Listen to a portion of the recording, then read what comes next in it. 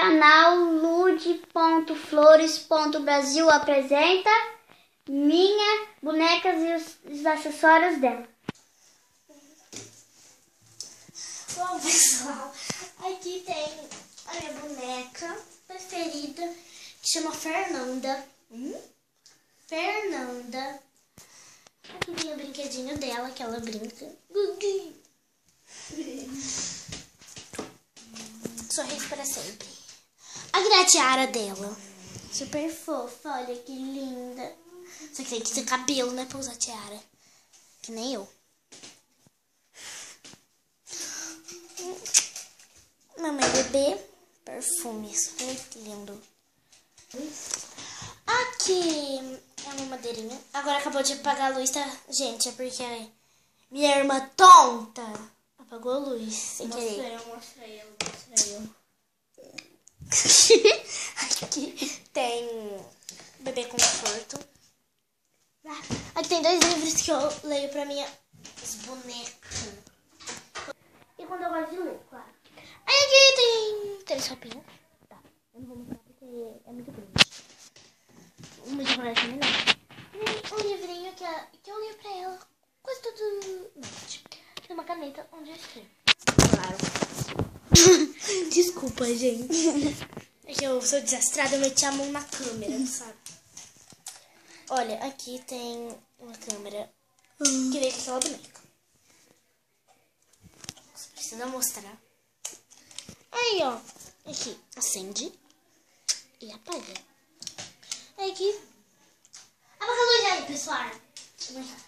Vem cá, gente. Ó, aqui tem um cachorrinho. Dá pra ver, né? Aqui tem um gato.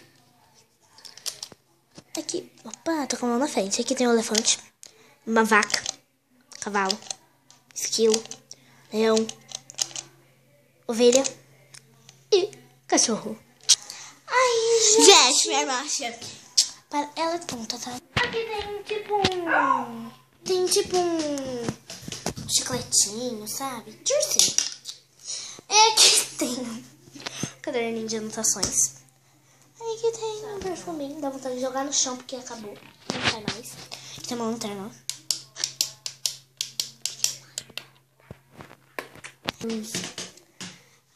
Aí aqui tem a minha bonequinha. Minha irmã tá aqui, acabou de jogar Monster High. Aí aqui pra minha boneca.